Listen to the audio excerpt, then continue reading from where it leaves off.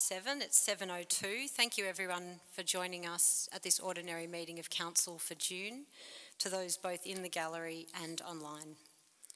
Before we commence proceedings, I'd like to acknowledge the traditional custodians of the lands, waters, skies, the Wadawurrung people of the Kulin Nation. We acknowledge and respect their continuing connection to land, water, sky, culture, and the contribution they make to the life and spirit of our community. We pay respect to their elders past and present and extend this respect to all Aboriginal and Torres Strait Islander people. Item 1.1 is the record of affirmation of Robert Minty, office, I think that'll be fine. So on June 19, 2023, the Victorian Electoral Commission completed a countback to fill the extraordinary vacancy made by the resignation of former councillor Fleur Hewitt. The countback resulted in the appointment of Robert Minty to the position of councillor. In accordance with the Act and Part 2 of the Oaths and Affirmations Act 2018, a person elected to councillor takes the affirmation of office by stating the following words that are in the agenda. Councillor Minty signed and dated the affirmation of office before the CEO. Item 1.2, record of councillor declaration to abide by the Councillor Code of Conduct. So on the same day, June 21, 2023, Councillor Robert Minty took the oath of office and immediately following his affirmation made a written declaration before the CEO, Martin Gill, that he would abide by the Councillor Code of Conduct. Councillor Minty's declaration is in the agenda and the CEO, Martin Gill, witnessed and signed the declaration. Item 2, present and apologies. We have apologies from Abby Tatterson, Community Management. Item 3, pecuniary interest and conflict of interest disclosures. So councillors must disclose a conflict of interest in accordance with Section 130 of the Local Government Act. Councillors, are there any conflicts to declare?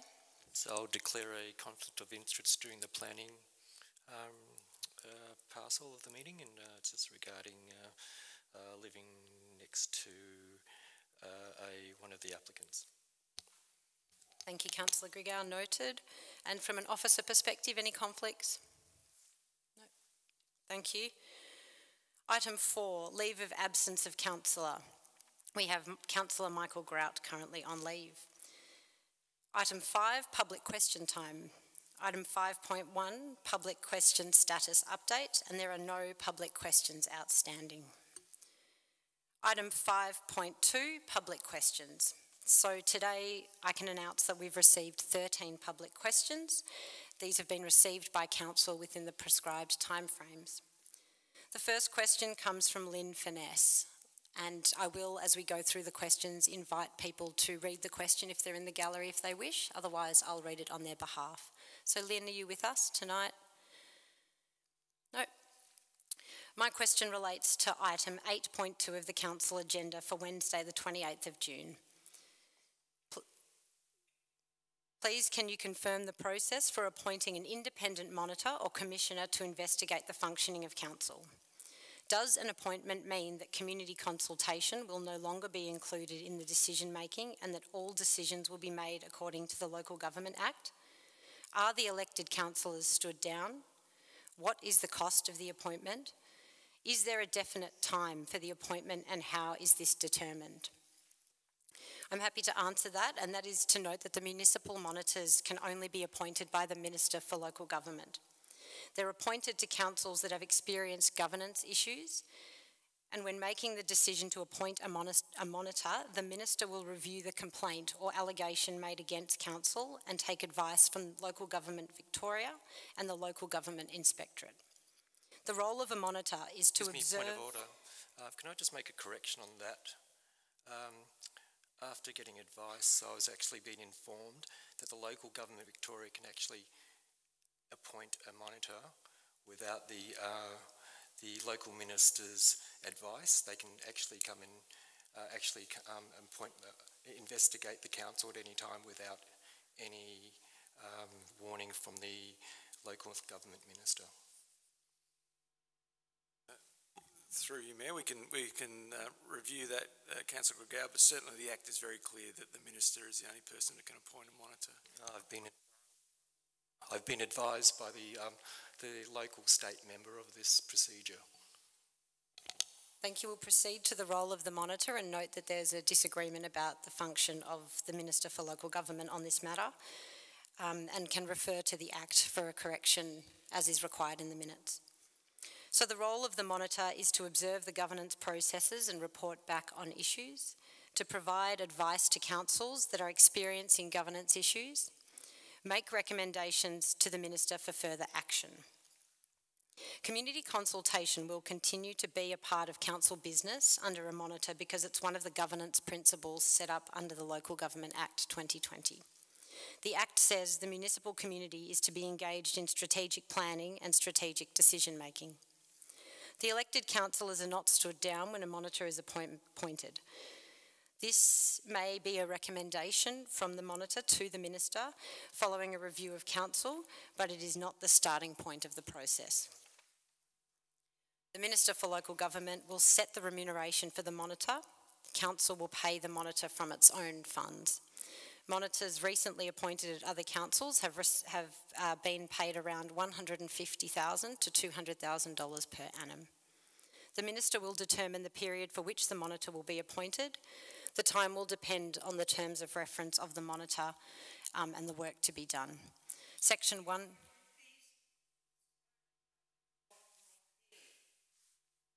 Thank you for the feedback. I'm happy to speak a little bit more clearly. Slowly, I should say. On the clearly front, that might be down to the timbre of my voice. So Section 179 of the Local Government Act 2020 provides further detail about the role of the municipal monitor. So that's the conclusion of the response to that question. And I should note that in seeking to answer all the questions tonight, we usually have 20 minutes prescribed for that, but I'm happy to exceed that to get to all the questions. And several of the questions contain multiple elements which we've also agreed that we will answer all of. The governance rules prescribe a response to one question only. However, noting the importance of the issues before us tonight, we'll endeavour to answer everything. That brings us to question number 2 from David Kenwood. You happy to read it out, or would you like to? I can read it out, David, thank you.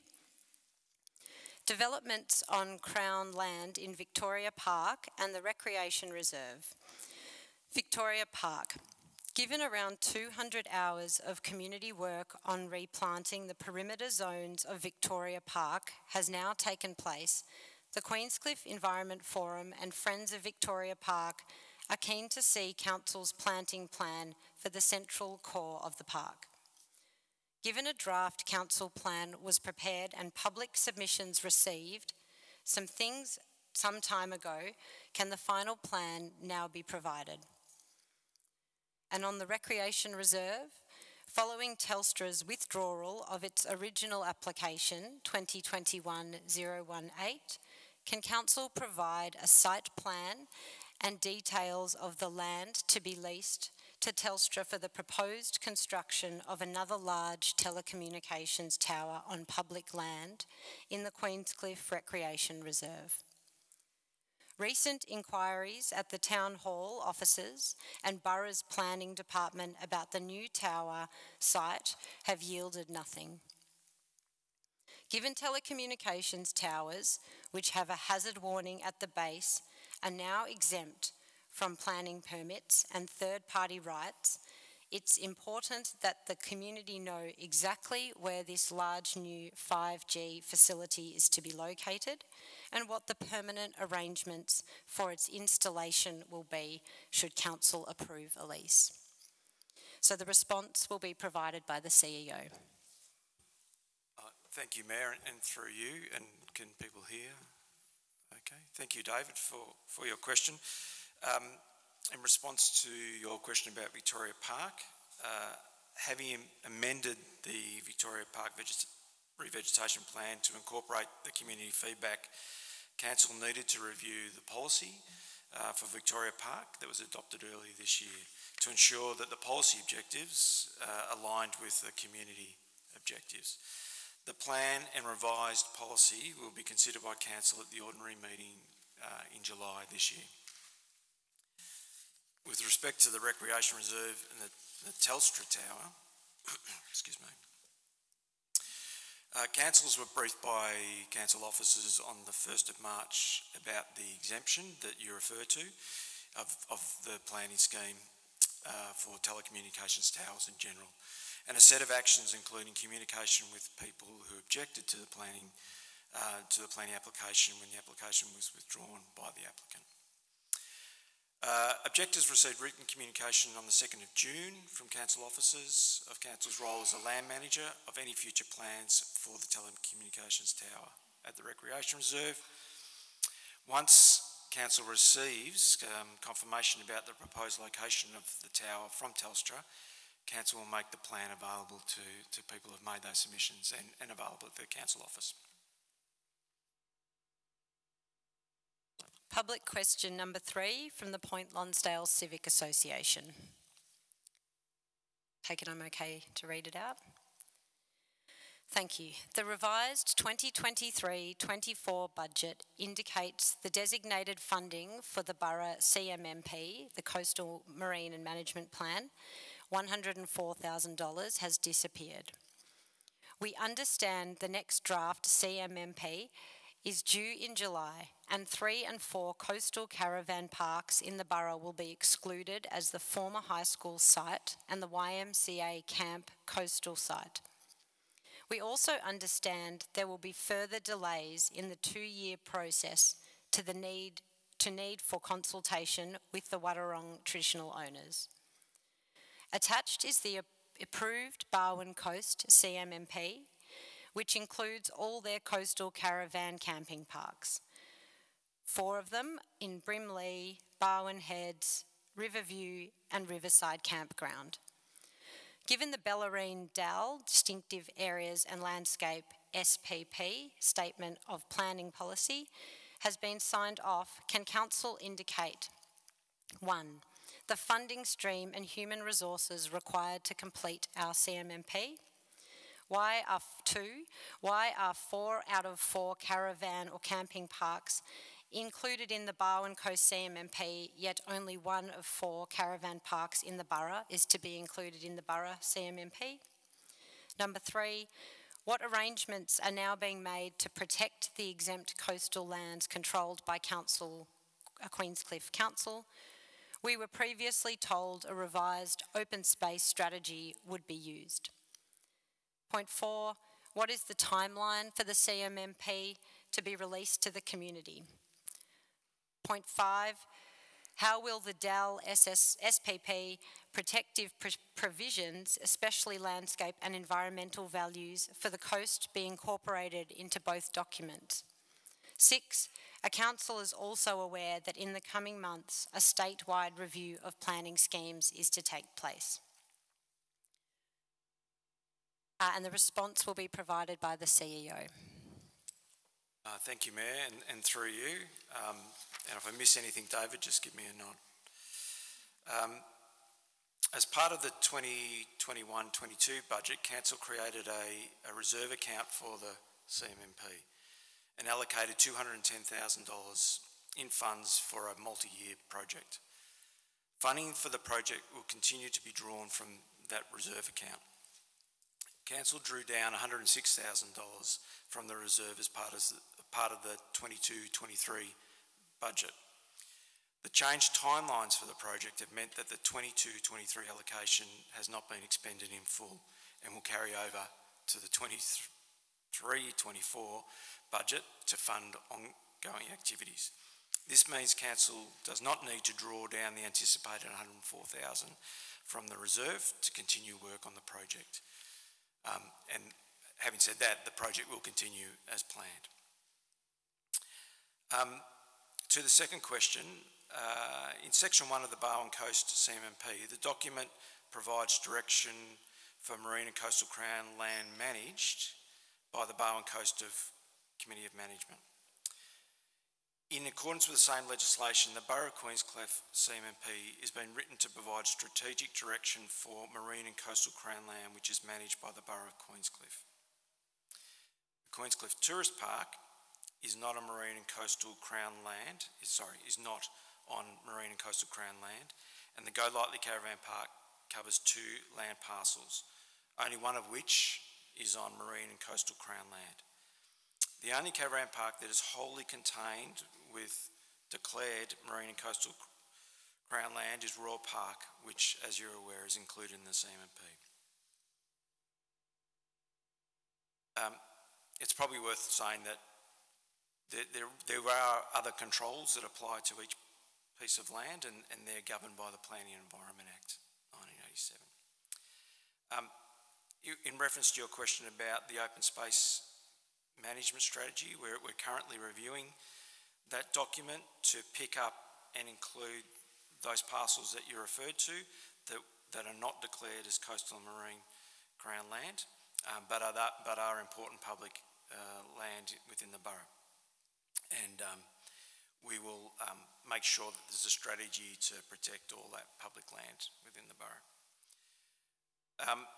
In terms of the timing, a revised draft of CMP is not expected to be available until at least November 2023, but we will continue to provide updates to all stakeholders when we understand when the release date is closer.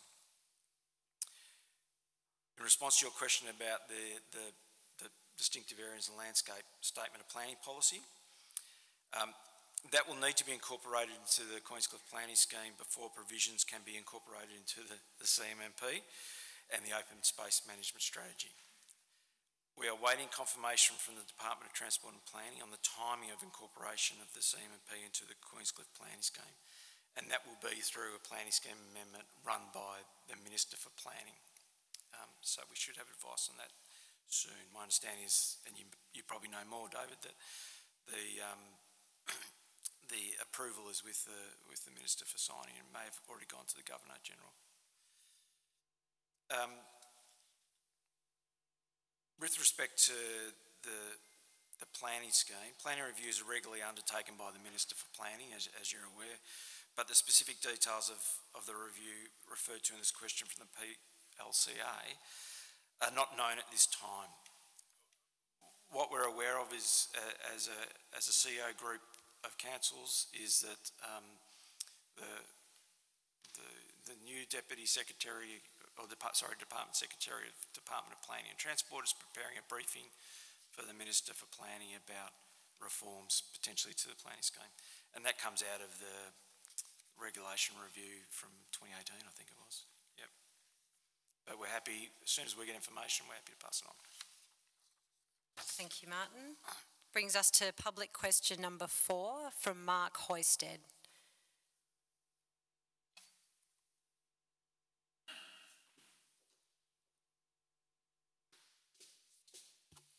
Can you please advise if the Borough of Queenscliff over the past 12 months has undertaken any prosecution under Section 16 of the Building Act? And if so, what was the outcome? Thank you, Mark. I'll invite Tim, our Manager for Planning and Community Safety, to respond. Thank you, Mayor. There have been no prosecutions for this breach in the last 12 months. Council officers and the Borough's Municipal Building Surveyor are happy to talk to you, Mark, and contact you if you've got any particular concerns. There's been no breaches in the last 12 months.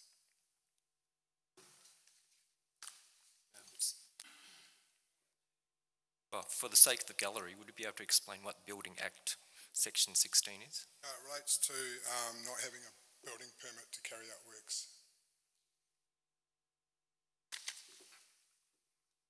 Thank you for seeking the clarification, Councillor Grigau, and for your response, Tim. Question number 5 from Ian Royce. Good timing, Ian.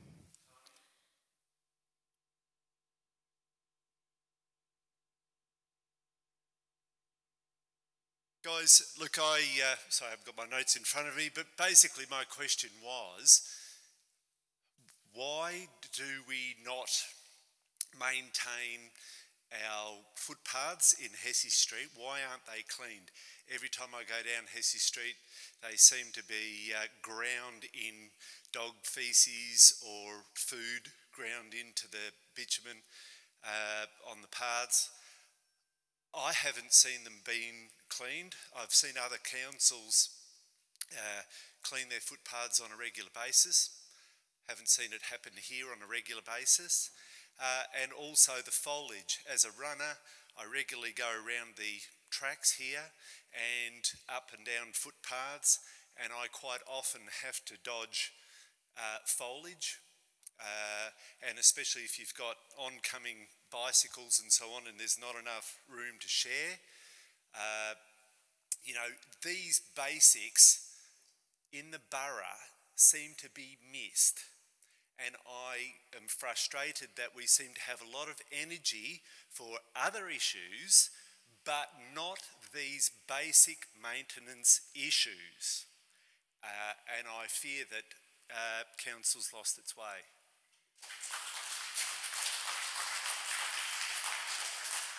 Thank you, Ian. I'll invite our Manager for Infrastructure, Stuart Hanson, to respond.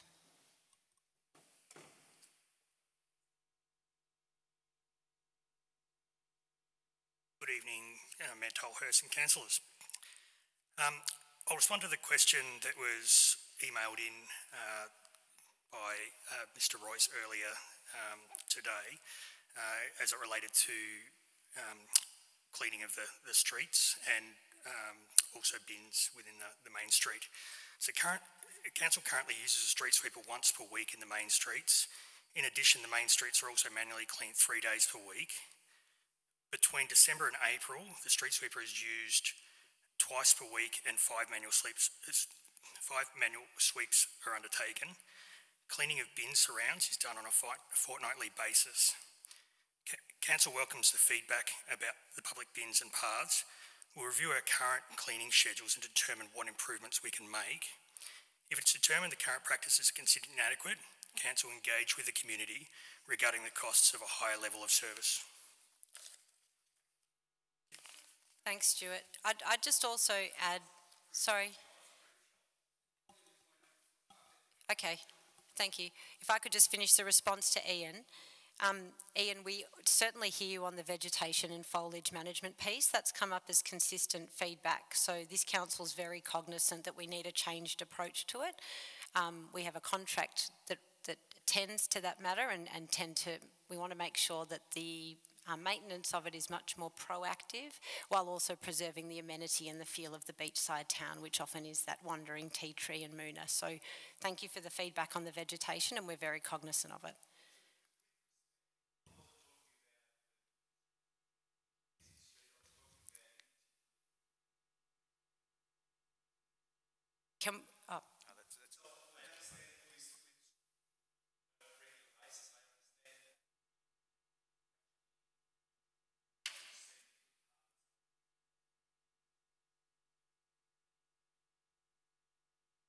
Thank you. Oh, thank you, Mayor. Thanks for that clarification, Royce. It wasn't clear in the question, so we can certainly take that on board.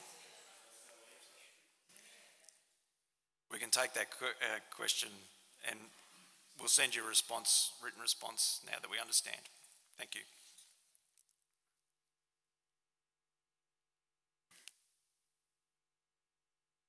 Question number 6 comes from Raylene McDonald.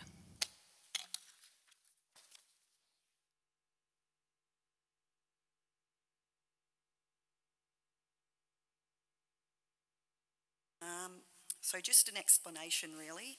Can you please explain to me how QCAN, a local activist group, can announce on Instagram the arrival of a 65 kilowatt solar panel to the Queenscliff Maritime Museum that to my knowledge has not been allocated in the coming budget, yet the pushback on implementing a 30 kilometre per hour speed limit that has had 168 submissions, including a petition which now has over 2,500 signatures, is being revised instead of being removed from the active transport strategy draft.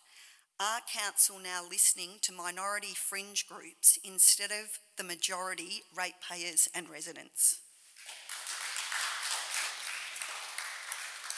Thank you, Raylene. So council has provided only in principle support for contributing up to $45,000 for the installation of a 65 kilowatt solar array on the Queenscliff Maritime Museum. The commitment doesn't appear in the draft budget because it was a decision made in the current financial year and as such would be reconciled with the end of year reporting presented in Q1 for the next financial year. It's also a decision that will need to be ratified by a vote of council, and that will come to us when that financial reporting does as well.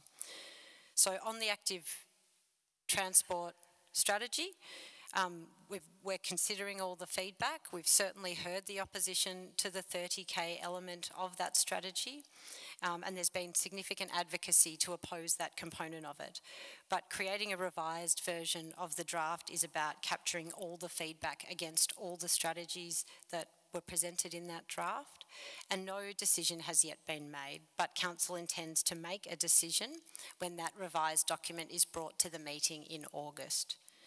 So the feedback summary is now online if you wish to have a look at the spread of the feedback against the various strategies, and this will very heavily inform our decision making. Generally, Council welcomes engagement from all its ratepayers and residents. QCAN is a local incorporated group with significant membership of ratepayers and residents in the borough.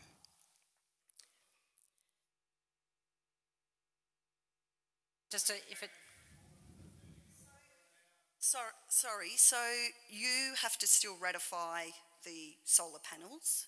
Correct. Why was it announced on an Instagram page, number one? Secondly, my understanding is the Climate Emergency Group had a petition of around 2,000 signatures to put forward the plan here. We have got over 2,500 signatures, and a majority of them are ratepayers. I don't understand why you just can't get rid of that element of now. Why does it need further discussion? How many signatures do we need for you to actually just say it's off the table? So we didn't announce anything other than that we've provided the in-principle support for the solar panels. What has announced on QCAN's Instagram or social media is a decision that they've taken, and how they've worded that is entirely on them. By way of announcing the outcome of the draft active transport strategy, it's because that strategy, or the 30-kilometre element, is part of a broader suite of strategies. So we want to make sure we've tabled everything, but I can assure you we've heard it loud and clear. We continue to hear it, and all that, the duration on which we've heard the feedback will...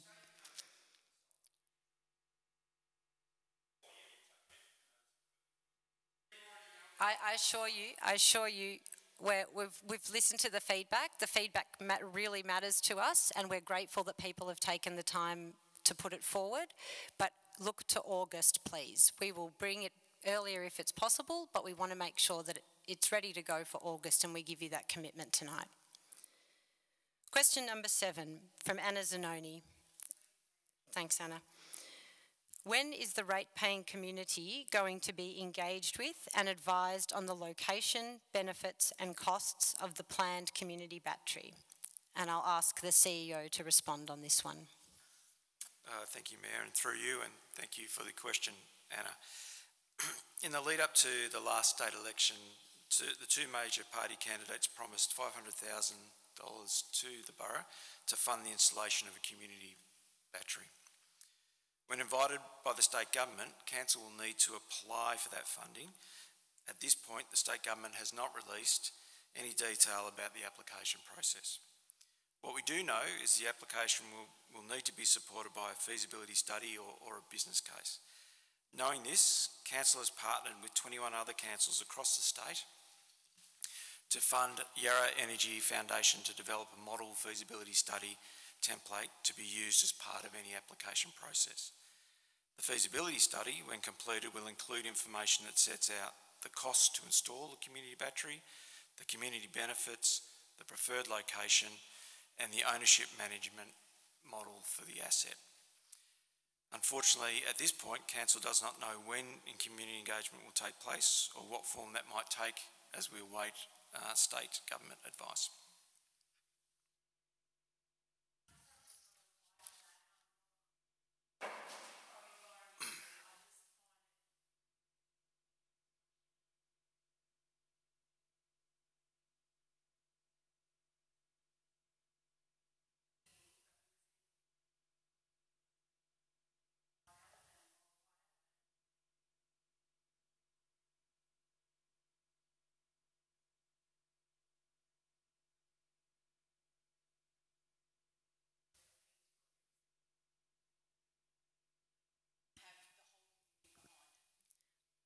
Thank you, Anna. I'll take that as a comment and just add that the solar array will actually provide benefit to the museum who struggles financially, and so there will certainly some initial benefits to that group.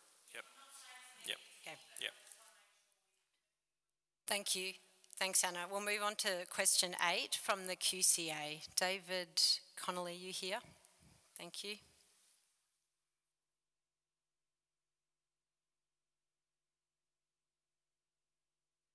Thanks, Mayor and Councillors, and nearly a test 11 of officers, so thank you. The QCA would like to also congratulate Rob on a second bite of the cherry and wish him well in the office, and also pay tribute to the community for coming out once again, and it's only via participation and engaging in democracy that we get better results. So you can take that as a comment, and I think it's by positive interaction and rational discussion we can move on. Our question relates to the borough is at a savage turning point where appropriate parts or appropriate care of the natural environment and our fiercely protected heritage are under consistent and ongoing threats, and I'm trying to read all this, and are seriously eroding the important values that this community actively supports and holds dear to their hearts. In terms of 3 items can be referred to as being recently done, either without a permit or without knowledge of council, including the EV Bowsers and offensive lime green road signage in front of the listed town hall, completed by this council without permit, despite all the relevant and prescribed heritage planning restrictions and protections. Secondly, the mass removal of coastal native vegetation in front of a private residence on Lovers Walk at Crow's Nest, with or without permit or council knowledge, and contrary to vegetation management policies and highly protective overlays and regulations. Thirdly, the filling in of a noted wetland on a private property at Lakers Cutting, and this being adjoining a Ramsar protected site, again without a permit. Are these 3 actions without permits or permissions acceptable to council and councillors and the administration, and if not, what are the consequences for either no permit or knowledge of council to each of these transgressions, and can that be detailed tonight? Thank you. Thank you, David. So any breach of legislation is unacceptable, and council will and does undertake enforcement action in accordance with the provisions of the relevant act or council policy.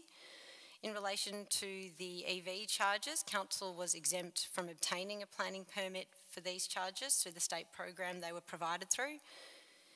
Against item 2, council is currently investigating this matter about vegetation vandalism. We've reported it to the police. We take it extremely seriously and are providing an approach consistent with the vegetation vandalism policy, CP020. And against the fill-in on the Ramsar site, or abutting the Ramsar site, works that change the rate of flow of water on the site is what is the trigger for obtaining a permit under the Rural Conservation Zone, and a hydrology study for that site confirmed that a need for a permit had not been triggered as the flow of water had not been changed in that report. So I will ask the CEO to provide a more fulsome report and response to you in each of these matters, and welcome ongoing conversations about them. Well, the third part is extremely disappointing because there are federal ramifications for that legislation, and I'm amazed that such feedback has come.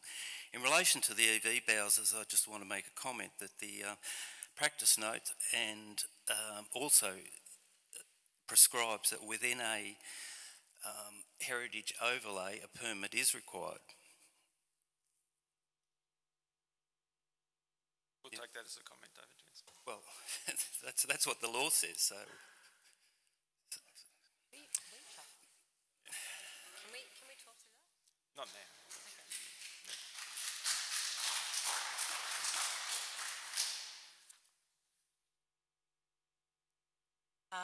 public question is from David Connolly. David, if you wish to read your personal question out.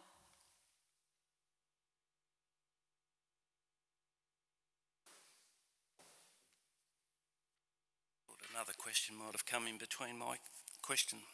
The personal question relates to,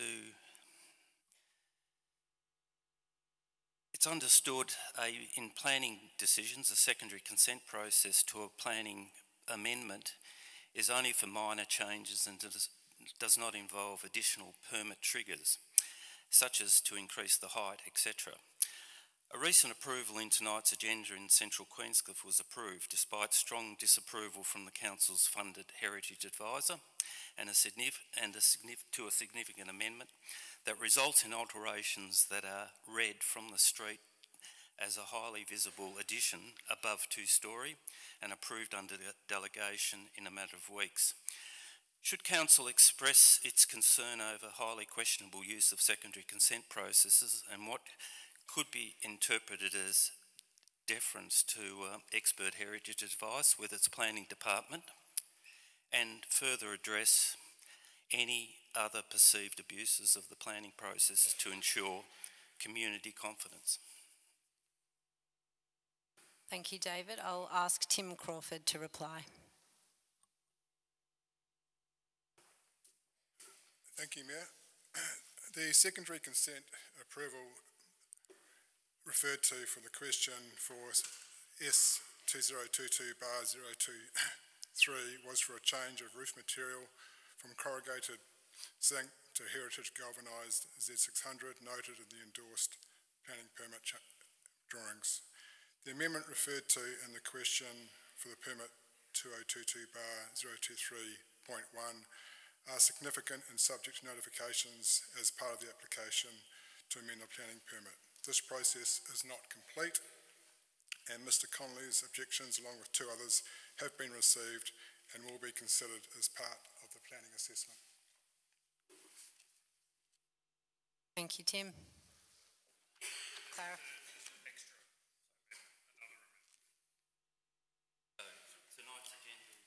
It relates to the secondary consent, which was a minor change.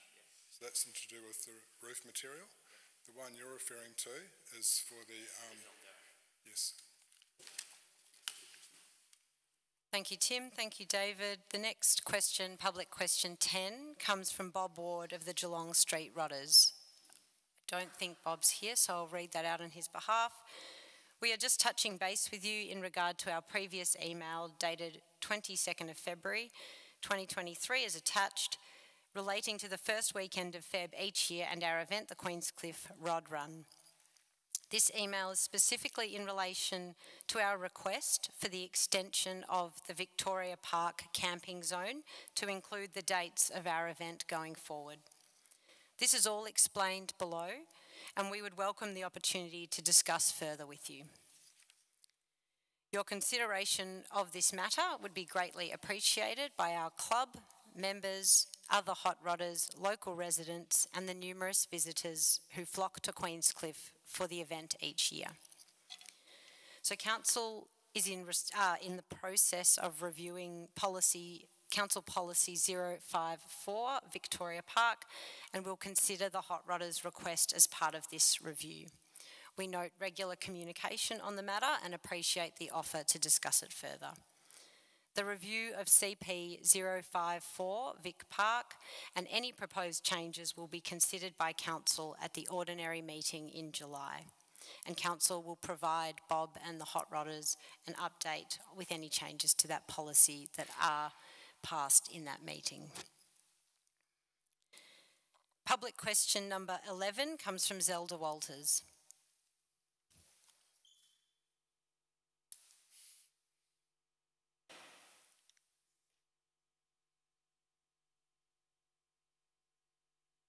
Thank you for taking my question. Well, I've got 3 questions that I would like to have clarified. It's concerning Council being involved with the voice, which is a very important issue. I understand that, and I put my hand up that I support it. But I'd like to know how much money is being spent by council on the voice issue. You're holding meetings, etc., with the community on it. How much council officer manpower and time is being spent on the voice issue as opposed to undertaking normal council work?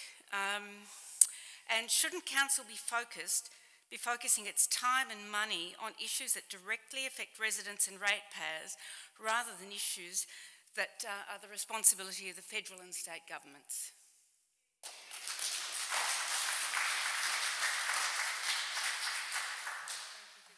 Thank you for the questions, Elder. I'll ask the CEO to respond. Thank you, Mayor, and through you, and thank you, Zelda, for the question. So, in response, the council officers themselves are organising the voice conversation event that the council resolved to undertake in March, I think it was. At this point, no money has been spent on organising the event, but we do anticipate there will be some funding required to run an event like any other event in the borough. Once we find out some more details, I'll provide you an update on that. Thank you. In terms of the people power, the officer who's managing the Reconciliation Action Plan project that Council has funded through the last budget has been managing the event planning and coordinating that as part of their current role. So at this point in time, no additional resources have been required to date. There will be some support offered that officer in the lead up and the preparation for the day, but nothing significant. With respect to your concern about the loss of focus, look, it's fair to say the council continues to address and undertake all its core responsibilities, and this project's not taking away from that. And so there's been no real impact on council services. Okay, thank you. Public question number 12 comes from the RIP. Carmel, would you like to read? I'll read it out. So, following a large rock fall last week, what steps is the council taking to safeguard Shortlands Bluff cliffs, and does it have concerns for the safety of the area or any other cliff areas within the borough at this time? I'll invite Stuart to respond, please.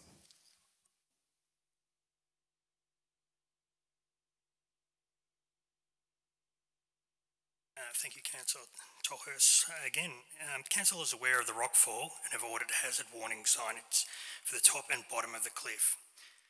The borough has been successful in obtaining grant funding to undertake a cliff stability study. The study area will include large sections of the borough's coastline, including Shortlands Bluff cliffs. An EOI will be advertised for a suitably qualified consultant to undertake the study early in the new financial year. Stuart, what's an EOI? My apologies. An expression of interest will be advertised for a suitably qualified consultant. Thanks, Stuart. Follow up?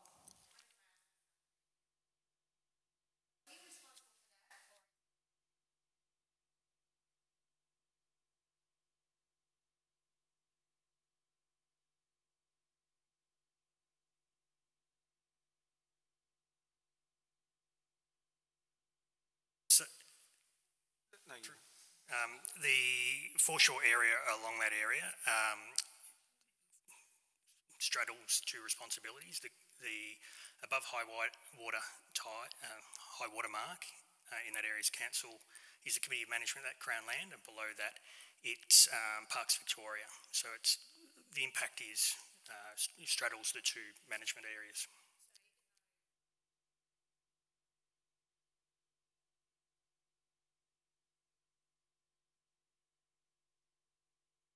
No, they don't have a management responsibility on the Crown land there.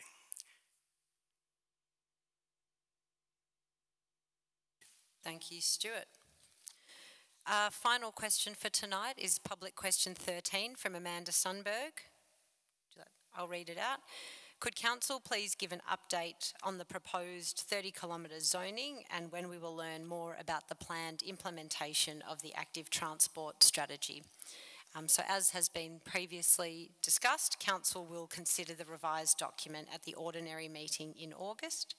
A feedback summary has been posted on the website detailing the feedback received through a number of mechanisms, not just online, but certainly the feedback from the petition, things we heard at community listening posts, conversations and meetings. So all that's been bundled up in that report and is available for viewing.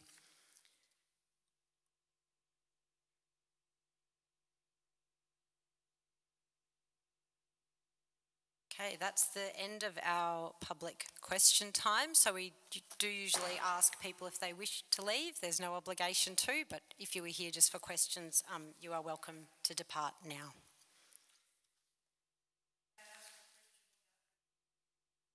We don't have a function for questions without notice. They have to be submitted by 3 p.m. on the day of. We don't have a function for admitting questions without notice. So our preference, and in line with the governance rules, is that it be submitted by email or in writing, or we can have a meeting at the next council meeting. We are examining the governance rules actually to look at better ways to do community engagement as a response to quite widely attended meetings of late. Item number 6 is the confirmation of minutes of previous meetings. 6.1, ordinary council meeting held on 24 May 2023. And the recommendation is that the minutes of the ordinary council meeting in May as distributed be confirmed as a record. Do I have a mover for this motion? Thank you, Councillor Ebel. Seconder. Thank you, Councillor Grigau. All in favour? Thank you. Passed. The item 6.2, Audit and Risk Committee meeting held on 5 June 2023. So the recommendation again is that the minutes of the Audit and Risk Committee meeting be adopted as an accurate record. As a member of that committee, I'm happy to move that motion. Do I have a seconder? Thank you, Councillor Ebels. All in favour? Thank you, councillors. Item 7, record of informal meetings of councillors. And again, the recommendation is that the record presented in adjunct to item 7 simply be noted. Do I have a mover? Yep. Thank you, Councillor Grigau. I'm happy to second that. All in favour? Thank you, so passed. We're now at item 8, notice of motion. 8.1, notice of motion status update. There was one notice of motion outstanding, being notice of motion 2023-587, a council-led community conversation on the voice, and an update about this motion is provided at item 8.1 in the agenda, or in adjunct to 8.1. The recommendation is that the update be noted. So do I have a mover for that? Councillor Minty, welcome to the show. Thank you for moving. I'm happy to second the recommendation and the motion. Can I put it to the vote now, please? All in favour? Thank you, so passed. That brings us to item 8.2, motion on notice number 2, 2023-588, vote of no confidence. So in accordance with the Borough of Queenscliff governance rules, notice was received by the Chief Executive Officer of the following motion from Councillor Donny Grigau on the 21st of June 2023. Councillor Grigau, would you like to move the motion? Yes. Thank you. Do I have a seconder for the motion? I'm happy to second the motion. And that means, Councillor Grigau, I'll invite you to speak to the motion. Just read the background. It's regrettable and disheartening to consider that despite the existence of well-considered council policies such as CP003, community engagement and other pertinent governance guidelines, that we as a council are not complying with our own policies. It is imperative that we act to address these serious and wide-ranging concerns presented to council by ratepayers during this last week. The concerns include, but not limited to, the following: installation of an RV dump point at Hygeia Drive, Queenscliff, without engaging the community, which was subsequently removed. The devastating loss of pre-settlement trees in Victoria Park, designated as a park and not a camping ground, an unnecessary and contentious view of dog laws resulting in wasted time and expense. The active transport study, including a plan for speed reduction to 30 kilometres, lacking sufficient engagement with important stakeholders and existing beyond the ratepayer base. The insurance and subsequent removal of Royal Park tender invitation, transferring the responsibility of stakeholder engagement, project scoping and budgeting to an external and costly consultancy instead of keeping it within the council domain. Contentious and unresolved elements within the tender process were not discussed at the community level. Consultancy on the tourist park that was deemed unnecessary due to recent prior community engagement.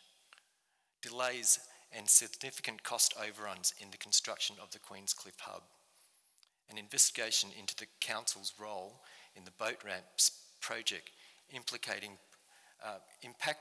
project budgets and timelines. Non-ratepayers influencing priority projects through feedback to council plans, placing the financial burden on ratepayers. Excessive time taken, 3 years to construct the previously funded recreational reserve amenities block, lacking transparency and accountability regarding cost overruns. Significant concerns regarding the sustainability of council operations.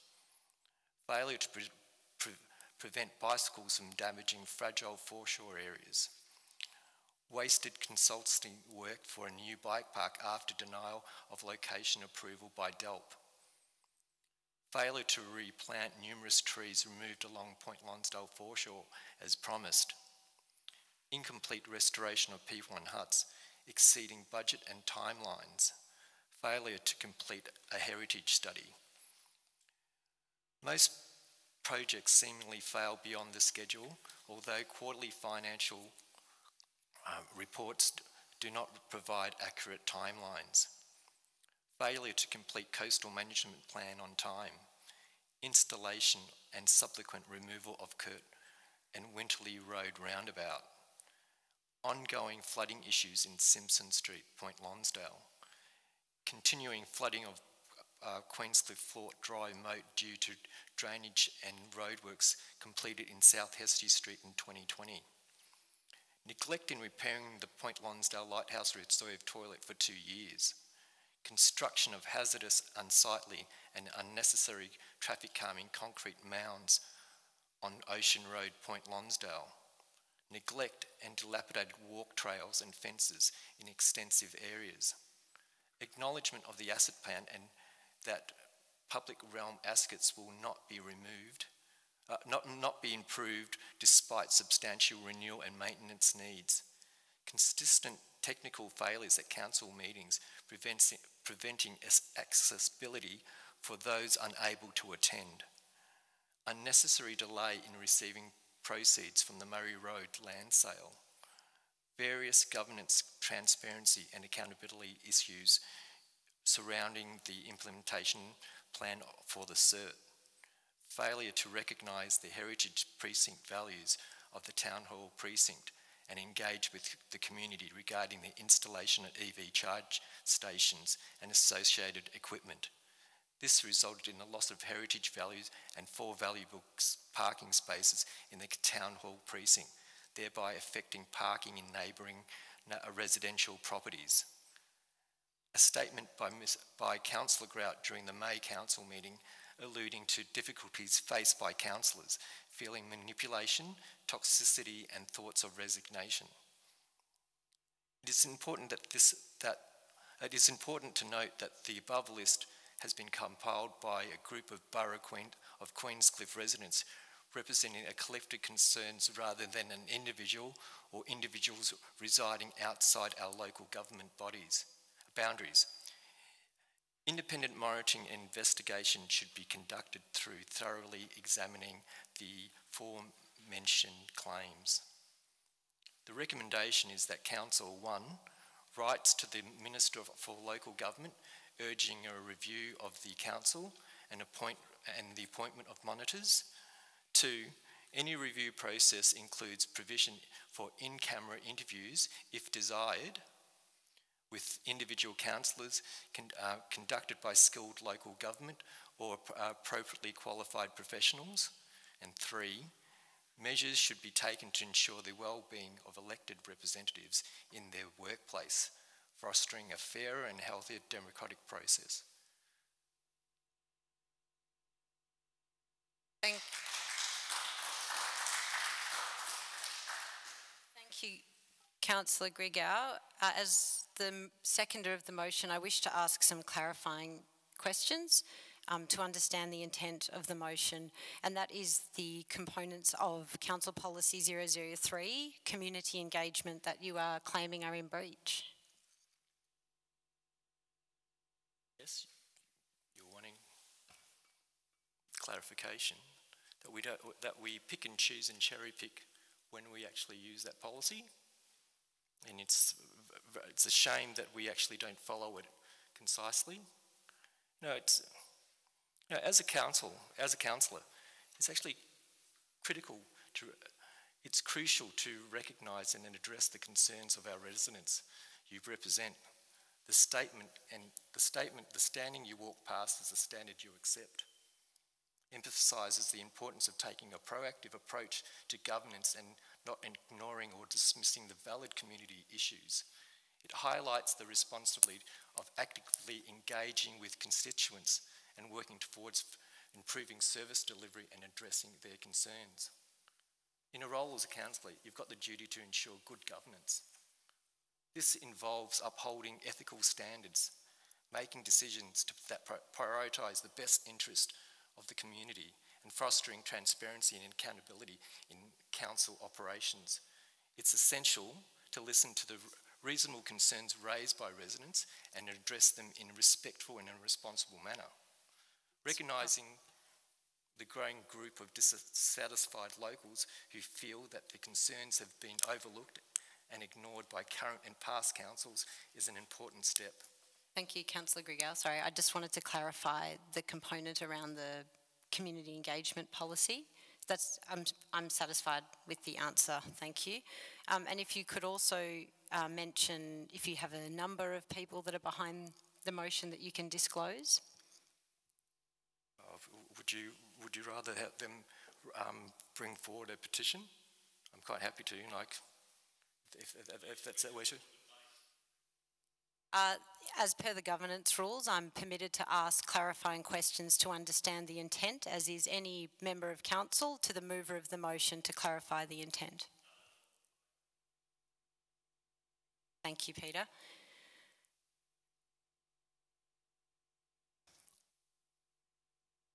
Okay.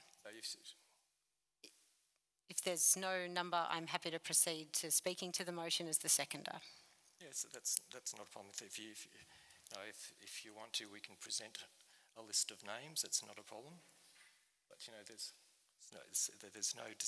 there's no hiding behind any cloak. We're all here. We're all ratepayers, and the displeasure of them has to be given a voice. They've had enough, and I'm quite happy to speak on behalf of them. Thank you, Councillor Grigau. So I have seconded the motion for the purposes of the debate, but I now wish to speak against it. I don't support this motion because it's unclear to me how many ratepayers and residents are represented in it. And it bothers me when a councillor's duty is to set about achieving the best outcomes for the whole municipal community, including future generations. Following the publication of this motion, I contacted the Victorian Local Government Association to understand what the process of appointing monitors entailed. They notified me that the installation of a monitor would cost ratepayers around $1,200 to $1,500 a day. For 6 to 12 months' work, we'd be looking at $150,000 to $200,000 a year, not factoring in delays to existing projects nor the officer time required to support that monitor. I was also informed... If the taxpayers, so the ratepayers here are willing to... I wish to finish my... You may have a right of reply at the conclusion of the debate, once all councillors have spoken, if they wish to speak to the motion. So in addition, the Victorian Local Government Association informed me that usually a monitor is appointed to resolve significant failures in governance and significant breaches of the Local Government Act. So that includes things like failure to apply local laws, inability to hold a quorum, inability to make planning decisions, a lack of a functioning audit and risk committee, and the failure to adopt a budget by June 30. And tonight, not only are we possibly going to adopt a budget, but it's a budget in extremely good condition. It's going to deliver a surplus by the council plan measure, and it's going to roll out a waste management program that's sensitive to the needs of the users and minimises impact by cutting costs over several years. We have a manageable capital works program and no borrowings or debt. To this end, I'm not satisfied that we are failing what the Act requires of us or that monitors are appropriate. There are many reasonable steps that can be taken by a councillor seeking to respond and resolve community concerns. We can request briefings, we can host community meetings and forums, we can call for policies to be reviewed, we can resource the organisation differently, and I'm not satisfied that other mechanisms have been used and other things tried to satisfy the concerns of community. Council is not perfect. We get it wrong sometimes, and we need to own that. We're legislated to undertake processes of continuous improvement in service delivery and process. But I wish to work with the community to do that and to improve our relationships. I don't believe installing an outside bureaucrat at a premium is the way to get us the results we want as a community. We've been elected to do a job. I take that job extremely seriously, and I don't believe it's in the interests of the wider community or a good use of our limited resources to appoint a monitor. So the offer to meet with some of those known to be behind this motion has been made. It still stands. We're ready to support you and work with you to make our borough better and stronger. But I do see this at this point as a distraction from the work we've all been elected to do. Are there other councillors who would like to speak for or against the motion? Councillor Minty. Thank you, Mayor.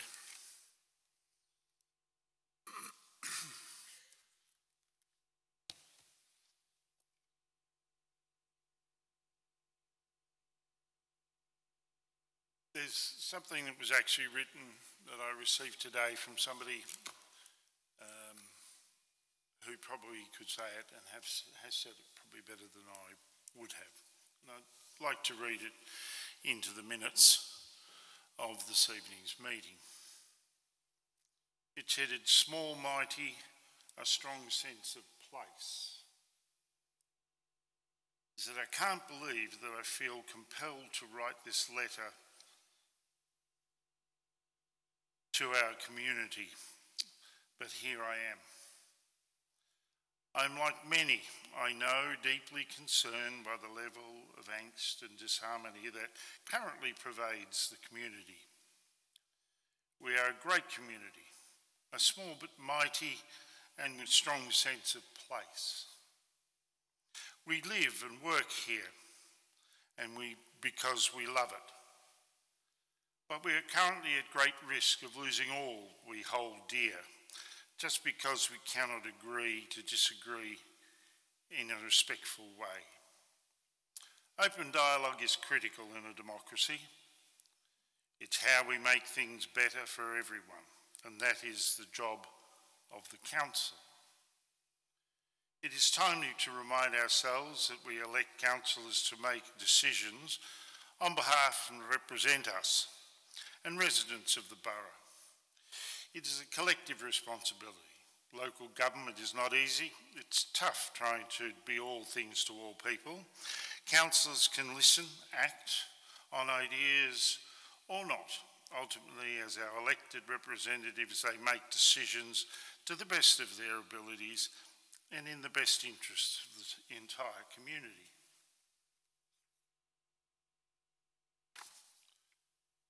Our councillors stand for election because they want to make our community better. They go to electorate with ideas and a vision, and they might be for what might be possibly with the very best intentions. Being a councillor requires commitment and sacrifice. Once elected, the rules of government apply. There are processes and constraints. If you don't believe me, get in the room and find out for yourself. Once inside the room, the rules of government do apply, and there's no escaping them. Our councillors are accessible. That is another benefit of being a small community and a small local government authority. We can talk to our councillors whenever we see them in the street. Many of us have never made an appointment to talk to a councillor, but many of us would have had discussions with them, if not multiple discussions, and then the issues that matter to us personally. The current state, where our councillors are under fire for all manner of reasons, facing personal attacks and threatening behaviour, is not who we are as a community, and risks everything the borough stands for and fought for to continue to exist as a borough. Public office should not be a justification or excuse for a level of invective our councillors and council staff currently face. We can all agree to disagree in a respectful and constructive manner. We should treat our councillors and council staff with the same respect we expect them to show toward us. It is too easy for those who do not want to stand for public office to either initiate or subject a divisive conversation we are all hearing. We are the educated and highly skilled community. We have a wealth of experience and knowledge that we are keen to share. And yes, I firmly believe councillors do and continue to want to listen. But to listen does not mean they must act on everything they hear. In this current debate, respect is missing. Trust is missing. Concern for well-being is missing, and ultimately a sense of a positive future is missing. It is incumbent on us all to be supportive and put aside personal preferences and passions and act collectively to show our support for our elected representatives, because if we continue down the path we seem hell-bent on following, we will have no councillors. That means no council, which means no borough. And for those in our community, we may be planning to stand in 2024, there will be nothing to stand for. A destabilised council fearful of making decisions because they are worried about their own safety and well-being, or what their opponents might do or say, is not the way forward, no matter what those in our community hell-bent on destabilisation might believe. It is time for us to put aside our differences and reflect on the positives. Every organisation has problems. Every organisation makes decisions that don't fit the mindset of all members. Every organisation has areas of pride and success. So let's focus on the positives and capitalise on what makes us the community where we love to live and work, and use that as a launching place for a fresh positive start. As a community, we need to work together and support our councillors and our council team. We need to show some gratitude for their commitment, to give their time for being on council, because it is a thankless task. and to commit to long-term change, not short-term quick fixes, is never going to be the easy nor quick enough. It is a long game, and it's the game we all need to play, not the person. If you want a sustainable and viable borough in the future generations, remember, it's gone. When it's gone, it's gone. Rob, I'll have to wind you up soon. One more line. And I am not sure that deep down we want to be the death of the borough on our collective conscience. Thank you, Rob. I'll put it now to other councillors remaining. Councillor Ebbels, if you wish to speak for or against the motion. Thank you, Mayor Tolhurst. I will speak against the motion. I just want to make a couple of general comments about the motion. But firstly, thank you to Councillor Grigel for bringing it to Council on behalf of the community. I think sometimes we forget where we are in the world. We've just come through I like to think we've just come through and out of a global pandemic, but we know that we're not quite there yet. And certainly the pandemic has certainly affected all of us in many ways, and it's certainly affected the way councils had to do business, but also how we as a community and as businesses have to do business as well.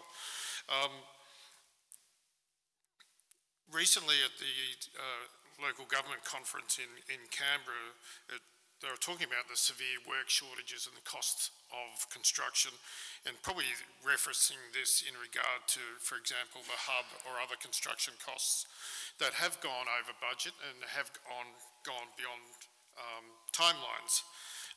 It was reported there also, just for reference, that in regional Australia, 50% of local government authorities have vacancies in planning and engineering. And of that 50%, there are 25% vacancies in all LGAs. So it's not, there's reasons for that. Certainly, I certainly look at the amount of work that's been done in Melbourne with the Metro Tunnel and the Westgate Tunnel projects, where they've taken a lot of engineers away from local government and also other agencies in regional Victoria, which certainly hasn't helped causes in local government. Obviously, we know about construction costs, everything, if anyone's doing, I know Councillor Grigel is doing renovations, if anyone's doing any renovations or building a house, yes, the costs have gone through the roof. We acknowledge that. Also, in regard to the hub project, obviously during COVID, the construction company were actually reduced to 25% capacity for the workers. So obviously, when you're working at a quarter strength, you're certainly going to be running overtime, and that's an unfortunate part of doing business during COVID. Just another couple of things. Obviously, the customer satisfaction surveys in 2022, Council satisfied 23 of the 24 government and management measures. This year, we're on track to meet all 24 measures. The results of the survey also indicate that in our community's estimation, council performs significantly higher than the small rural councils of Victoria, and also we rate higher than the state average.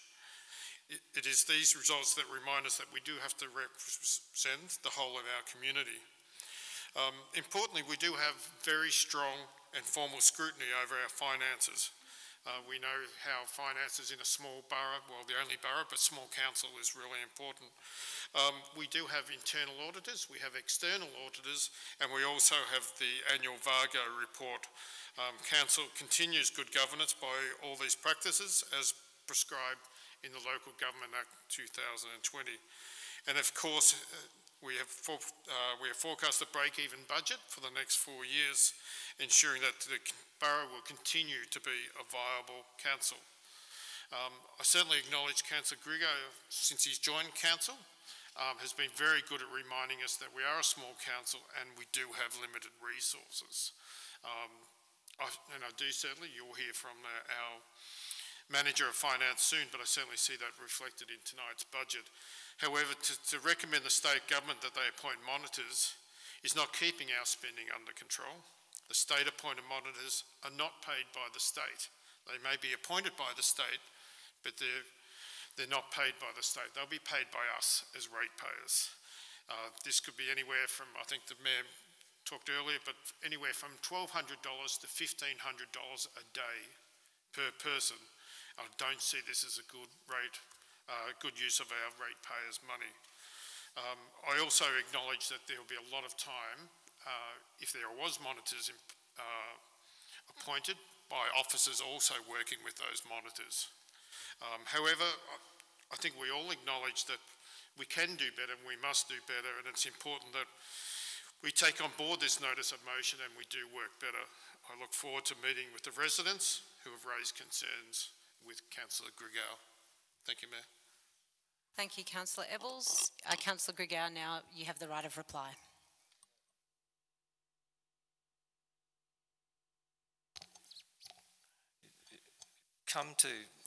It's quite obvious that the community has lost trust in council. Trust must be rebuilt. You know,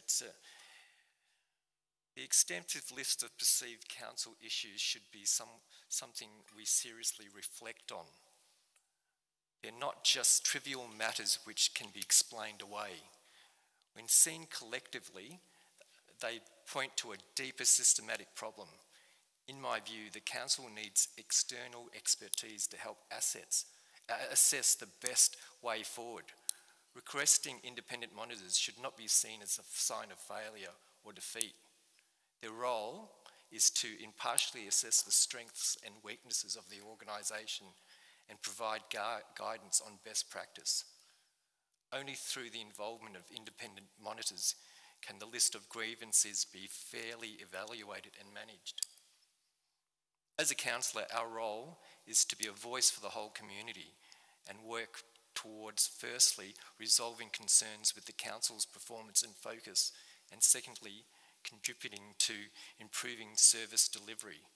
With goodwill, I remain positive that we can rebuild trust within the council and the community. It's important that, you know, running a scare campaign that any of this appointment of monitors is just going to have us merged with Geelong was just the biggest furphy. That line of, excuse came back, for the last two terms of council. I heard that. I've been here running a restaurant and stuff, and then you say, oh, this hasn't been done, and councillors keep on saying, oh, if you rattle the cage too much, are you going to get us merged with Geelong? That's the biggest furphy I have ever heard in my life in this council. And it comes down to, we've been elected here, Ross and myself, to, first up to represent our council, and ensure that all residents are looked after and the ratepayers should come first, not these people like sort of west of Fellows Road that's sort of affecting the country, the governance and the things that we actually must do instead of, they wanted to force us into projects that we have really have other, we have really some other major projects that we're just forgetting about, and we're prioritising the wrong,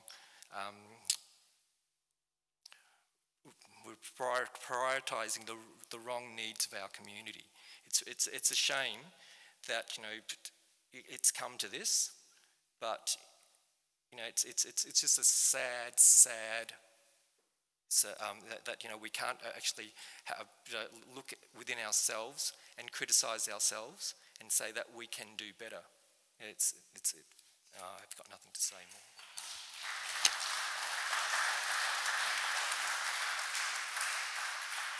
Thank you, Councillor Grigau, and councillors generally for the debate. I'll now put this motion to the vote. So all in favour? All opposed? The motion lapses. Sorry, it doesn't lapse. The motion is lost.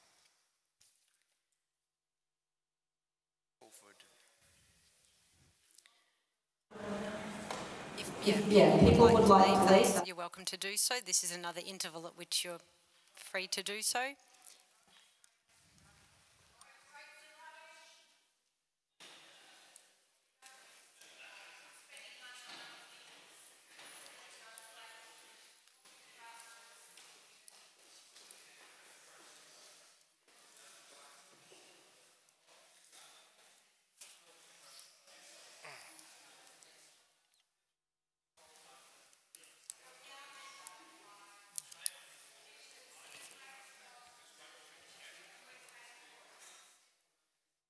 Read the room. So, read the room. You know.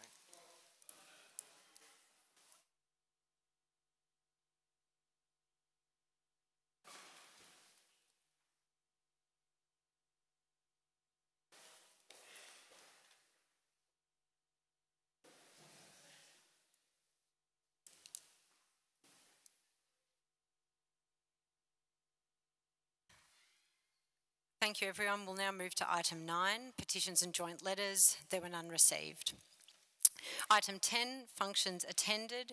We have a list representing meetings and functions attended between April 20 and May 17. This includes a deferred item of business from last council meeting. So the recommendation is that the functions attended report be received. Do I have a mover, please?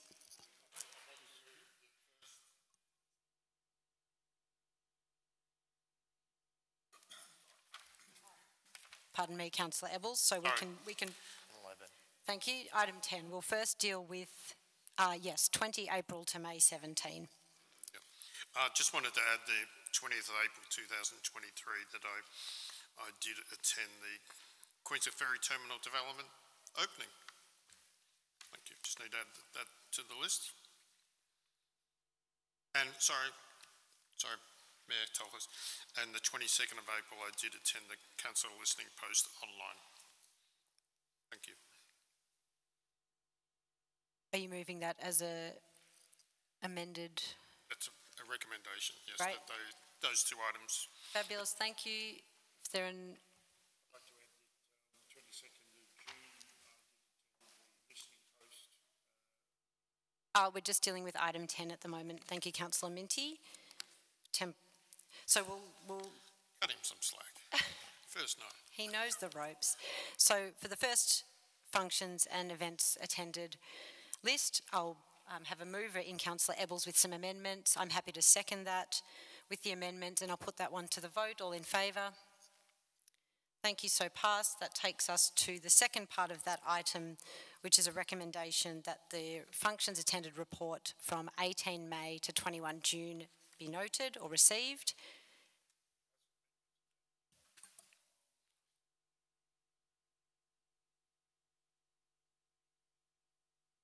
Thank you, Councillor Minty. Is there a seconder for the amended motion? Thank you, Councillor Ebbels. All in favour?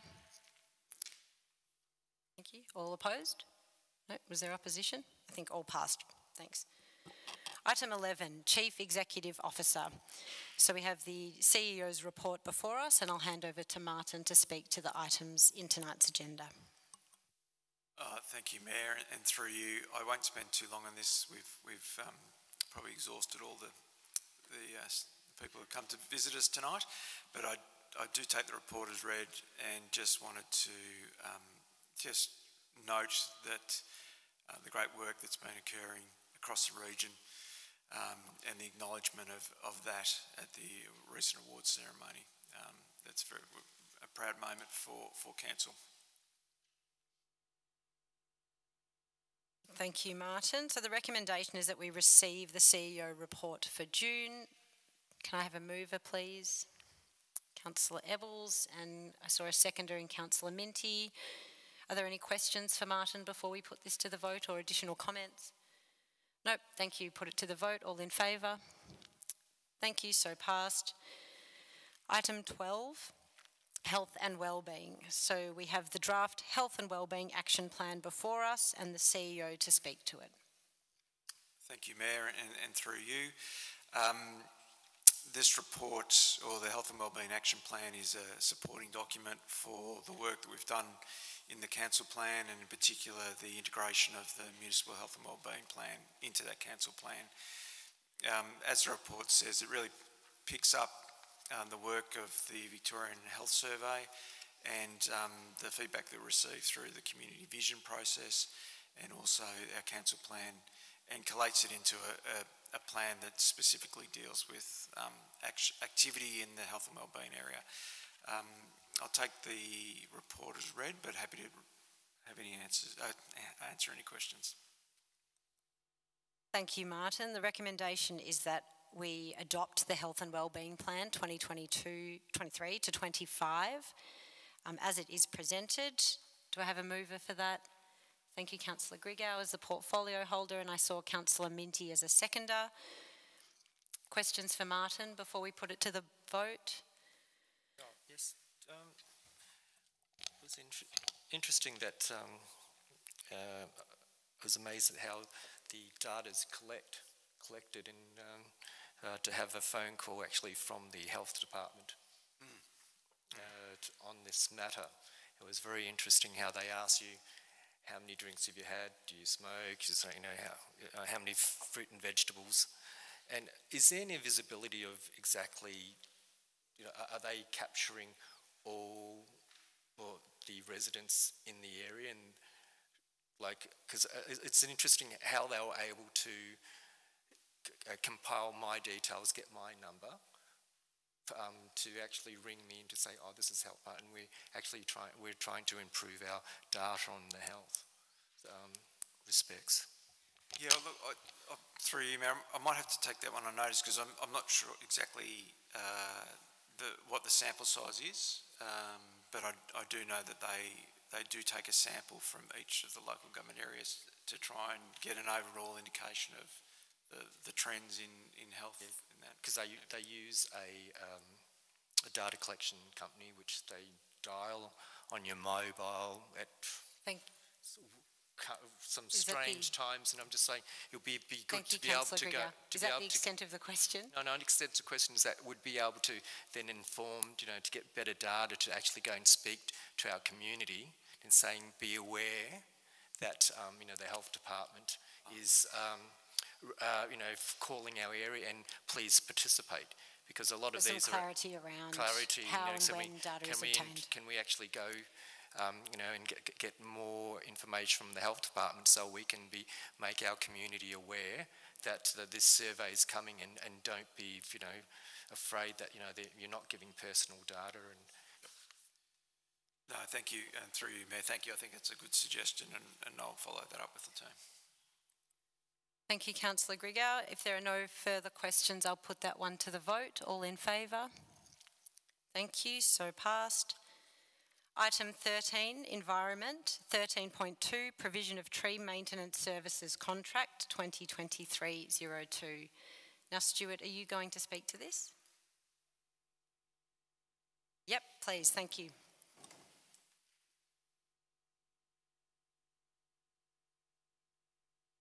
Good evening again, Mayor Tolhurst and councillors. The purpose of this report is to present council with the tender submissions received and present the recommended panel of contractors for the tree maintenance service. I'll take the report as read, and just with the following, I guess, clarifications. The services under this contract include the formative pruning, tree removal, stump grinding, dead wooding, some road and footpath envelope clearing and canopy reduction and uplifting. The types of jobs that require specialist equipment and specialist skills. The services under these contracts are to undertake the larger works that exceed those smaller regular maintenance jobs that are included within our roads, parks and reserves contract. With that said, the recommendation of the report is that Council awards the provision of tree services contract 2302 to both tender submissions, being Acorn Tree Services and Asplund Tree Experts, trading as Summit Open Space Services. The intent is to award this as a tender panel, a contractor panel. So we have multiple contractors to call on to ensure that we have availability of service. Thank you. Thank you, Stuart. Do I have a mover for that recommendation? Councillor Ebbels and Councillor Minty as seconder. Councillor Ebbels, do you wish to speak to it?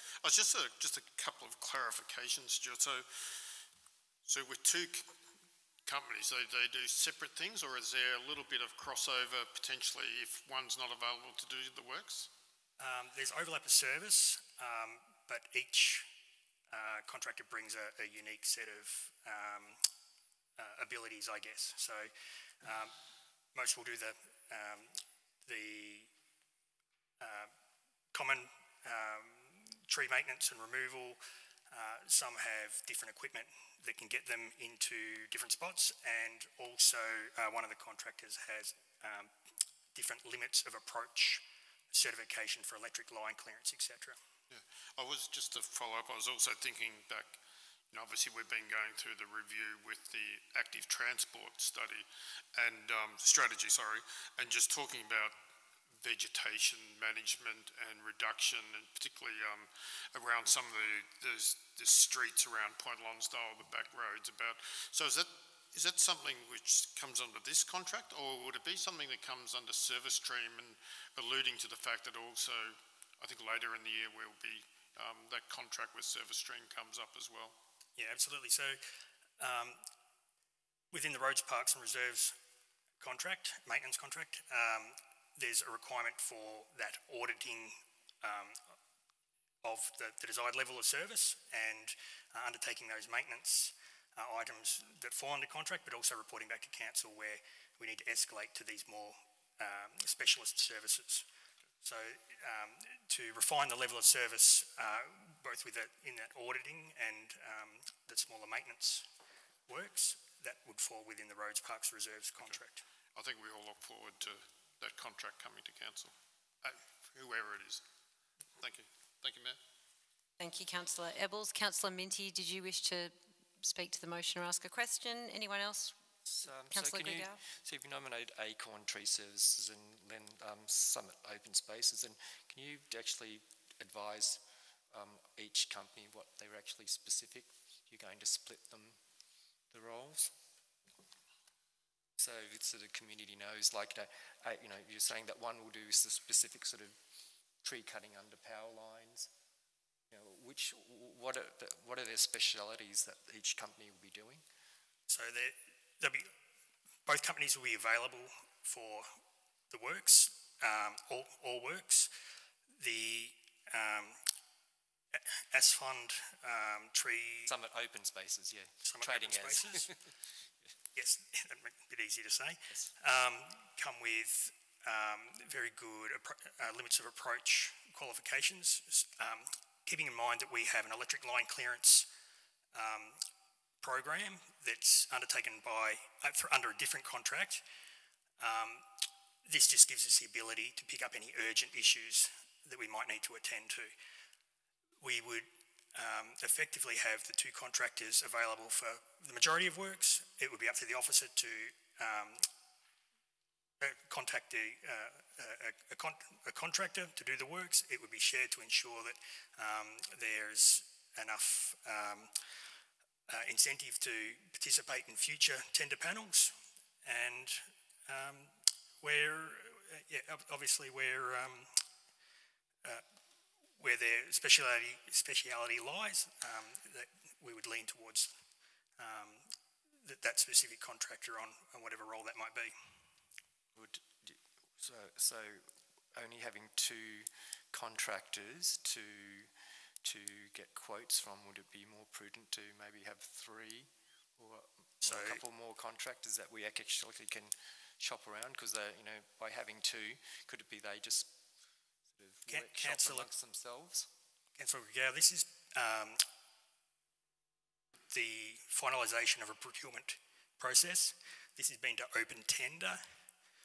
All parties within the market have an opportunity to put a price in.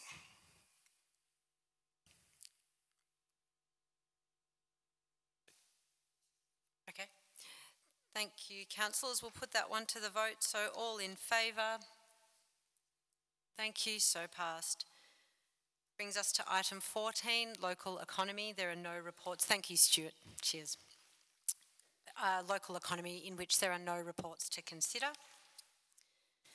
Item 15, heritage planning and infrastructure, and the planning permit activity report, and we'll hear from Tim to talk us through that. Yes. Yep. Oh, thanks, Donnie. Councillor Grigau. We'll just wait till Councillor Grigau steps out, having declared a conflict.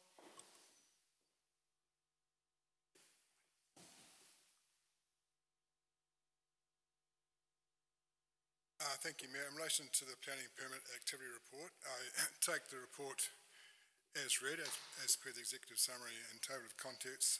I'll just make the following comment in relation to permit application 2022/059, 20 to 26 Hesse Street, Queenscliff. So following a VCAT conference on 19 June, the permit application has been amended to the satisfaction of all parties and a permit has been issued. That was just in the end of the report. Matters under VCAT. Take the report as read and as per the recommendation. We're happy to take any questions I'm able to answer tonight. Thank you, Tim. We have a recommendation that the planning permit report be received. Can I have a mover for that? Councillor Minty, and I'm happy to second that motion. Are there questions for Tim at this stage? Mayor Thomas, you've taken the one about 20 to 26 Hesse Street, so thank you and well done to your team and planners for being able to work through that process. I know we've got Beach Street coming up soon and we're all eagerly awaiting the outcome of that process.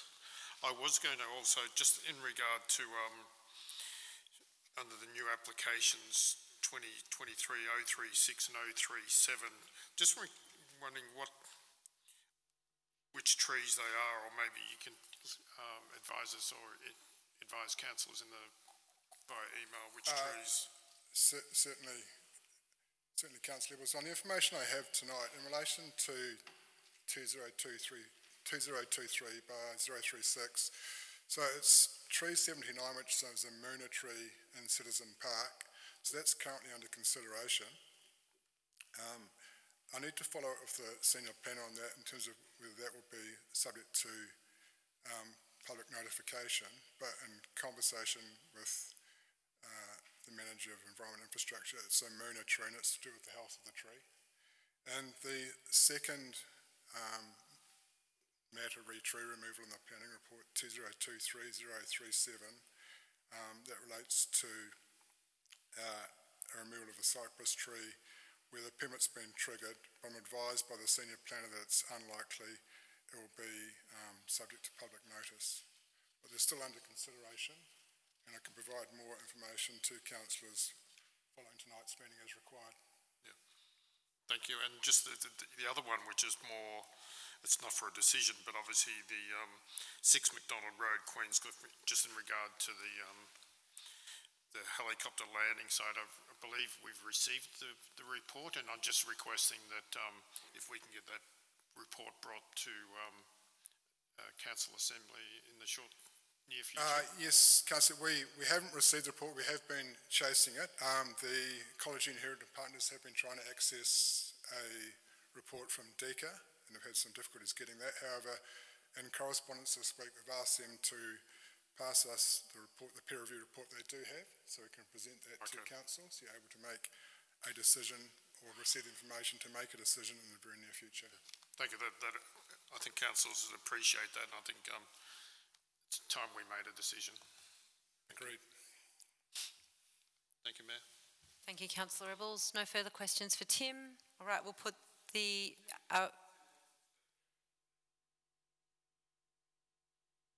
David, can we address that out? Through you, Mayor, just quickly. The secondary consent has been approved, and that was for the change of roof material. And then and we don't normally report amendments to permits in this report. And so, as Tim indicated earlier, that's a live, yep. Yeah, as Martin just explained, David, so amended reports haven't been typically reported on in this report. but it's a live application. But we can review whether we need to report on those as well.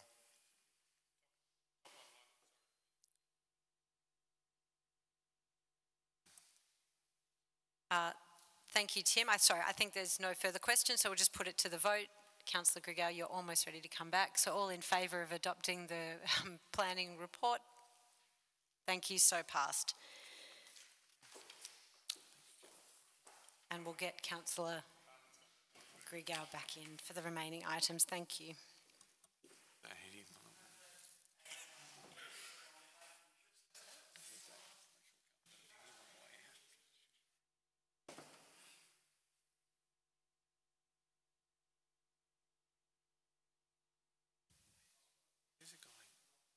Councillor Grigao is coming back.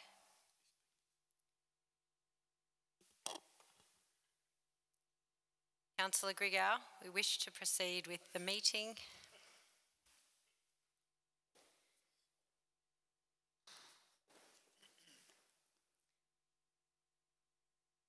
Thank you to those left in the gallery and still online. We'll now at item 16, Governance and Finance, and a big item before us this evening, the Budget 2023-24 and Financial Plan. So I'll invite Gihan, our Manager of Finance and Corporate Services, to speak to that.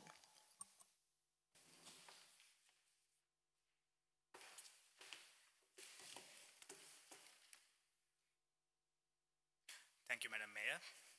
I know it's a bit late, but still I would like to take a bit of time to provide an update on this very important document. At the council meeting held in April, council invited the community to provide submissions and feedback about the draft budget and the draft financial plan.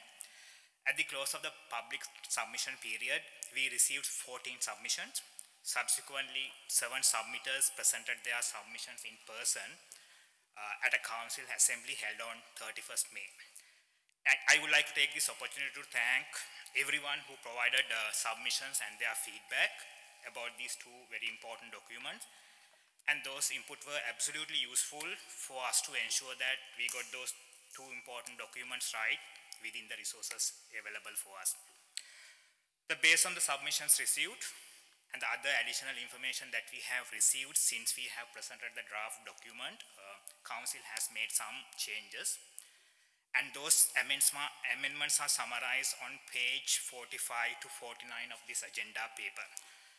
Sorry, I might not go through all of those changes, so it is so important for us to pay attention to those changes to understand this final document that we have put forward.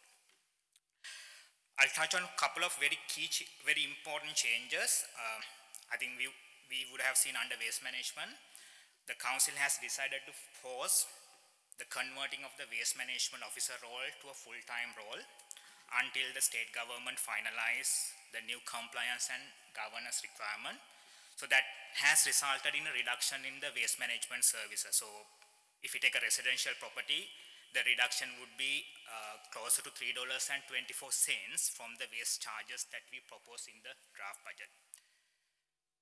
That's a very key change under the operating grant, where we have recognized the grant income of $433,000 for the asbestos removal work of the old Fisherman's Cove building. It is a 100% grant funded project, so currently there's no any indication that council will have to contribute anything. But given the nature of that project, council has been very careful in assessing the financial risks. So we have got a confirmation from the Victorian Asbestos Eradication Agency that if there are going to be any additional funding requirement because of any latent conditions, and then that agency will provide that funding support. Under material and services cost, there are numerous couple of changes. So, their council has decided to defer or revise the scope of some of the non-recurring operating projects funded via specific reserves. So as a result, there's a $414,000 reduction in the non-recurring operating project funded via specific project compared to the value of the projects that we had included in the draft budget. So as a result of those changes, as summarized on page 48 and 49 of the agenda, The budget projects an underlying deficit of 331,000 based on the LGPRF measure for the next financial year. Again, as we know, LGPRF based underlying result is impacted by the timing of recurring operating grant and non-recurring operating income and expense item. So I'll take a very simple example. So in the final budget, council is taking 170,000 from specific reserve account to carry out those identified non-recurring projects. Council is not trying to take any operating income from the next year budget to manage those projects because council already have money in those specific reserve account. However, if you look at the LGPRF measure, it considers all the expenses as recurring expenses and does not really account for how council is proposing to fund those projects. So it really impacts the LGPRF measure. So if you look at that 171,000, it is like 51% of this reported deficit based on the LGPRF measure. So as a result, due to the scale of our organization and the size of our annual budget, so we believe the underlying result is more meaningful and present a better picture of the ongoing true financial position of the council over time when it excludes the impact of the timing of the recurring grant and the non-recurring income and expense items. So council adopted this approach in 21-25 council plan to provide a consistent framework to assess the true underlying results of the council over different period. So in summary, when we calculate the council-based underlying result, we still start with the LGPRF-based measure, and then we take out all non-recurring income and expense items, and then we assign the recurring grant to the current financial year which they relate. So those are the only adjustments that we do to arrive at this council plan-based measure. So based on the council plan measure, or even we can call it a recurring basis measure, the budget project a surplus of 139,000. Again, having said that, the budget reports present underlying result on both measures in various sections. There's one development which happened after even finalizing this agenda paper. So yesterday, we got almost the full financial assistance grant allocation of the coming financial year in advance into our bank account. The challenge with that, because there's no any condition attached to financial assistance grant, so as soon as we receive it, we have to recognize it as an income. So that will have an impact on some of the results and ratios. So because of that advance payment of the financial assistance grant, what will happen now? The LGPRF based underlying deficit 331,000 will go up by 442,000. But there would be an improvement of the underlying result LGPRF based measure for the current financial year. However, as I mentioned, that will not impact the council based measure because when we calculate it, irrespective of the timing of that payment, we assign it to the correct financial year. Again, as a last matter, councillor, so I would like to highlight the line chart that we have provided on the page 52 of the agenda. So at the end of the 2011-12 financial year, the council had zero balance in the general reserve. At that time, even we used the term unallocated cash reserve. And with the over 1 million debt in the balance sheet. But today, if you look at the 23-24 budget, we project a general reserve balance closer to 1.4 million and with a debt-free balance sheet. So with that, councillors, the recommendation is on the page 42 and 43 of the agenda. Thank you very much, Gihan. Do I have a mover for the recommendation before us? Mayor Tolhurst, I'm happy to move the recommendation, and I was hoping that Gihan may read all 12 recommendations, but he hasn't. So would you like me to read them, or should we take them as read? We can take them as read. Thank you. But I would like to speak to the motion. Thank you. Can I have a seconder for the motion? Thank you, Councillor Grigau. Councillor Ebbels, do you wish to speak to the motion? Yes, I do. Thank you, Mayor Tolhurst. Firstly, Gihan, a big thank you to you and your team. I think we've had over 9 budget workshops with councillors, and I am aware also that you've had some one-on-one workshops with a couple of our councillors as well, so certainly thank you, and with your patience with councillors as well, it's certainly been appreciated. And as you've mentioned, after releasing the draft budget, we have made some substantial changes. This budget shows that, that process of community consultation and the ability to hear submissions, I think is really good.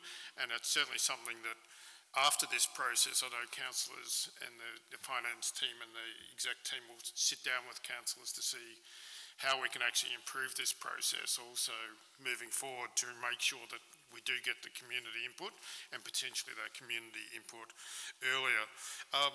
It's, as you've highlighted, it has resulted in a projected surplus, of course, but I always see budget as a bit of a movable feast, and throughout the year we do know that the budgets move around a little bit. Some of the items in our budget do rely on external grants, and obviously if they don't come to fruition, then the money we have allocated then would go into reserves as well, for hopefully for future opportunities. And of course, a lot of our grants do come down to timing as well. And I think, you've taken some of my notes away from me with your presentation, but I think the federal assistance grants is a really good example of how things can change quite quickly. And I know that,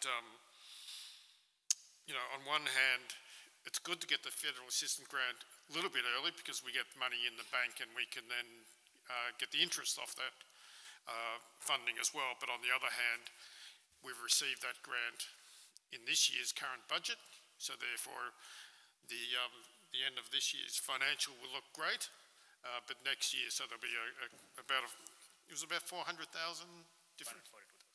445. 442,000. 442 different. So yeah, just shows how quickly that the budgets can move around a bit. I'm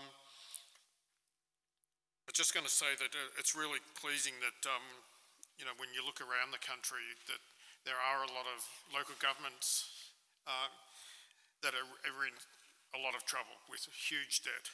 And for us as a small council, as you said, that, 10 years ago we had a zero balance and $1 million loan, now to have over $1 million in reserve is great, and also the additional, we do have funds obviously for some projects which we've delayed and put on hold. I think the most important thing from my point of view is that we're not spending money in this budget that we don't have, and that's the key to it. We have the money, we're not taking out any more loans, any loans at all, and we'll still have a zero debt, which for a small council I think is a real testament to you and your team and everyone involved in the budget process and keeping us on the straight and narrow as well. Just lastly, I wanted to thank the exec team and also my fellow councillors for continuing to support our library. We know libraries are so much more than books. Sometimes we talk about, and I noticed when people were leaving tonight, they were talking about the 3 R's, and I'd like to think that we might be able to add regional libraries as a 4th R, because it's really important, libraries, and it's certainly one of the key things that I think and very proud that we support our libraries. We have one of the largest membership of libraries per capita in the state. I know it was the highest, I think it still is, but I'm not 100% sure, but I think that goes to show that it's highly valued by all our members of our community, from the youngest till the oldest. And I note that, with the new hub and the new library, the kindergarten are visiting, the primary schools are visiting as part of their, day-to-day running of education. I know council and my councillors understand the important libraries play in the everyday life of our residents, and I thank everyone concerned for continuing to support libraries. Thank you, Mayor. Thank you, Councillor Ebbels. Councillor Grigau, do you wish to speak to the motion? Yes, I'd like to thank Guihan and the finance team, the executive, for working with the councillors to produce the budget, and very well respected, especially when you're juggling the budget with the implementation of the ICT. It was a remarkable effort that you could all put it all together and make the changes. But speaking to the draft budget, it was disappointing that we actually had to go out and actually, concern ratepayers of the amount that were actually coming into deficit, where, we should have been didn't have to go out that way, than, wanting to propose to have an extra staff members. Those are the items that actually can terminate our council, about putting extra staff costs on that are recurring costs. I'm glad that we were able to remove those items out of the budget and propose it in the final budget, because those really are the things that affect the long-term viability of this council. And also there's the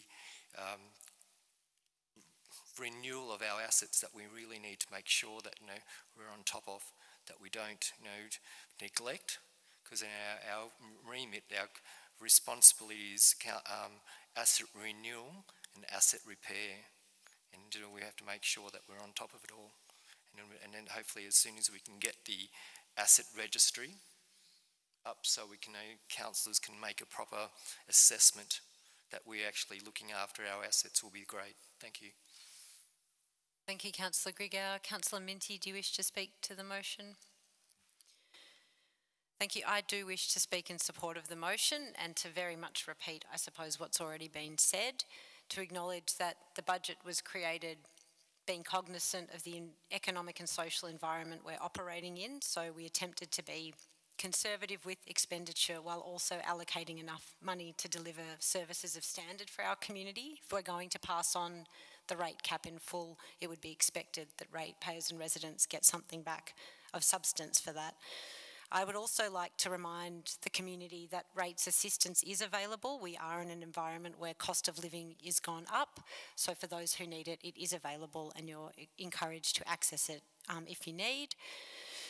I'm very pleased at the position we're in, and thank you and Jodie and the team enormously for the time you've spent with councillors, with community, to go through it, to help explain all the concepts, to reevaluate things, tear it apart, pack it back together, and I think we are in a unique position to be yielding a surplus by the council plan measure and a much smaller deficit by the local government performance reporting framework measure than what we presented in the draft. I think given the attention that financial sustainability's had in tonight's meeting, it's also important to note, as you've alluded to, that the non-recurrent projects are funded via operational cash or unallocated cash reserves. So we do, as has been noted, remain a council without borrowings or debt. I think you've touched on the 10-year position and the improvement therein, and I think that's a wonderful recognition of where we're at and your work as well. And as Councillor Ebbels noted, in seeking to continuously improve this process, we've already talked about starting the consultation process earlier, doing it differently, bringing in community at different points, so that it's a real community undertaking right from the start, our next budget. With that said, I will now put the recommendation with its 12 items to the vote. All in favour? Thank you, so passed. Congratulations, Gihan and team.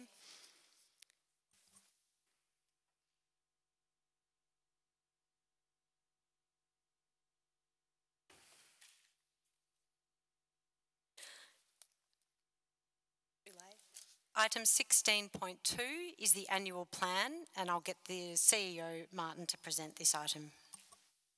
Oh, thank you, Mayor, and through you. The annual plan is really a supplementary document to the budget itself, and sets out the programs and projects that we plan to undertake over the next financial year. And as noted, the majority of those come from budget allocations and budget decisions. Sorry, you got it? Yep. No worries. So I will take the report as read and note that we have workshopped this with the council, and I'm happy to take any questions that you might have. The recommendation is that we adopt the annual plan as presented, but I actually wish to move that we adopt it with 2 amendments, and that is under the health and wellbeing portfolio child and family services review. I believe the figure of 10,000 needs to be reduced to 5 in line with the budget, and the secondary amendment was that the Queenscliff CBD toilet should be changed to a review of Council's public toilet strategy in line with the budget. Other than that, there were no further amendments from me, so if I have a seconder for those amendments in the annual plan, thank you, Councillor Minty. Did you wish to speak to the amended motion, Councillor Minty? Any other councillors wish to speak to the annual plan? Fantastic. We'll put it to the vote then. All in favour?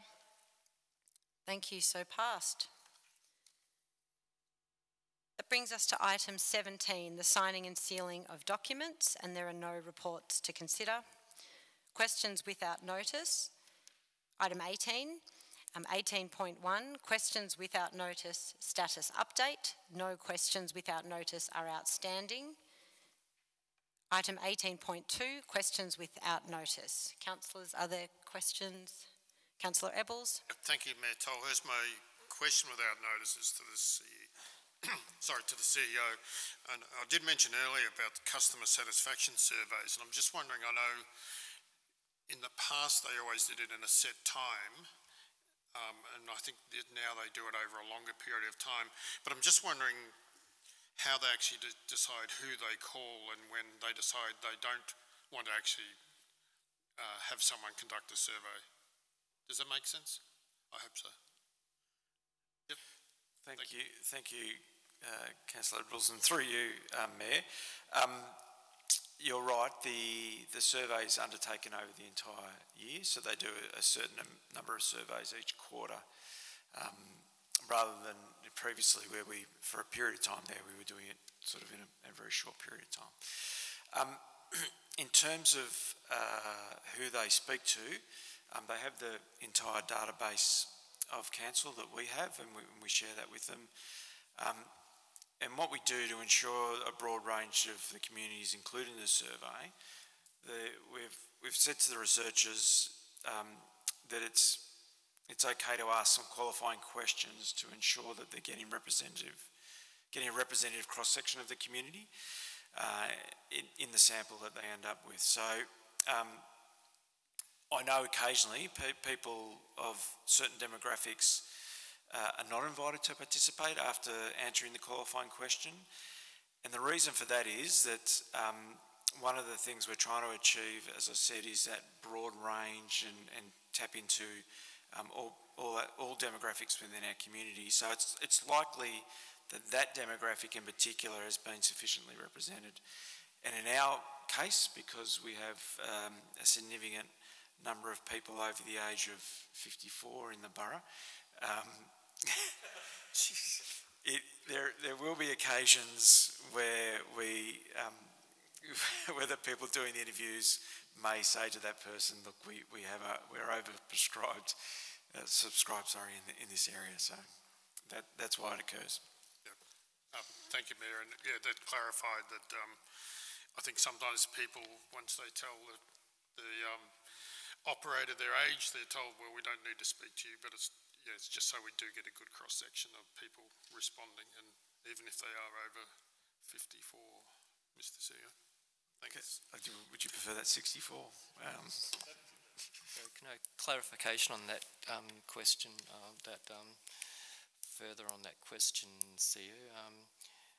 Who drafts up the questions that the people asked? Are we given a list that we choose from, or...? So the way it works, Councillor Gregow, is that the people that run the survey do it on behalf of the state government, and they're given a list of questions that are set and are asked across the whole of the state. We are then offered the opportunity to buy additional questions. So those questions may be pertinent or relevant specifically to information that we're seeking.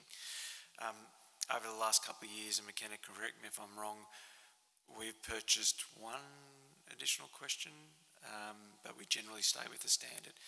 And we do that because it's the survey's used for comparative outcomes. So we're looking at how we compare with other local government authorities across the state. Is this is it Know Your Council? Does that feed into that Know Your Council website? It used to. Unfortunately, state governments removed funding for Know Your Council. But there is reporting on the survey results at a broader level rather than that deeper dive that they used to do through Know Your Council. Thank you. Further questions without notice, councillors? No. Thank you very much. That brings us to item number 19, list of council meetings. So there are a series of meetings below that will proceed as required, and in the case of planning, if required. And then that brings us to item number 20, which is close of the meeting, and I declare the meeting closed at 9:08 p.m. Many thanks for joining us in the gallery and online.